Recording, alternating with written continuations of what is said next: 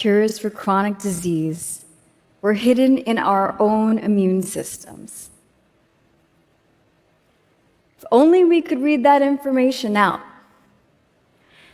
So let's take multiple sclerosis, for example. Multiple sclerosis is a debilitating autoimmune disease where our own cells attack the brain. And for years, we didn't know what caused it, which makes it very difficult to treat.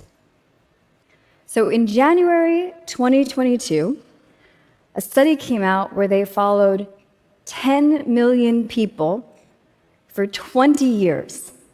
And they found that Epstein-Barr virus, so mono, the kissing disease, increased the risk of multiple sclerosis by 32 times. It's a big deal. You might have seen it in the news. So 3 days later, another study came out in Nature showing not just a correlation, but a direct link between Epstein-Barr virus and multiple sclerosis. Using just 12 people and sampling like once. So 10 million people, 20 years, 12 people, in like a day. How did they do that?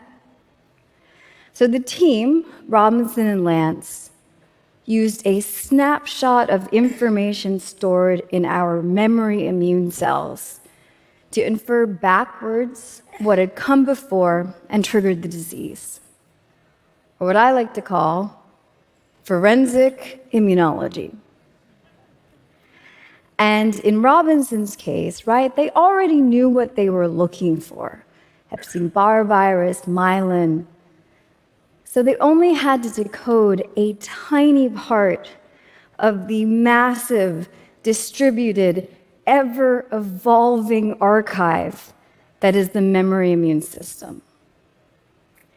So the immune system stores an imprint of everything it encounters: infections, allergies, autoimmunity, toxins, cancer. It's basically a web browser history. It's also how vaccines work. So though we may not know what is causing a disease, the immune system probably does.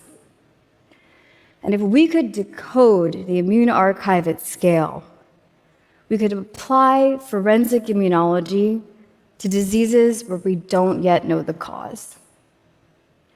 So that is exactly what my team aims to do. And so I am thrilled to announce publicly for the first time Imprint, a forensic immunology focused research organization, or FRO, building machine learning and experimental tools to identify the hidden causes of and cures for chronic disease. Currently, we are generously supported by Eric and Wendy Schmidt, Convergent Research, and the City of New York. We're also, New York, right? And everyone else. We're also going to apply these tools to intractable chronic diseases, particularly neurological and psychiatric disorders. So why neuropsych, right? Emerging evidence, including some of my own work, suggests that a lot of what we are calling psychiatric disorders are actually immune diseases. So for example, the immune system stores a memory of psychological stress and is involved in stress resilience.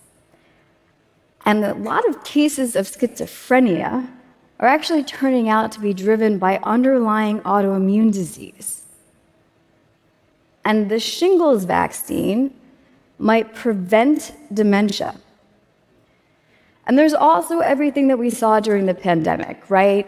COVID causing de novo psychiatric disorders, long COVID. So really, we are in the middle of an immunotherapy revolution for cancer, right? Some cancers that had 90% mortality rates 50 years ago now have 90% cure rates.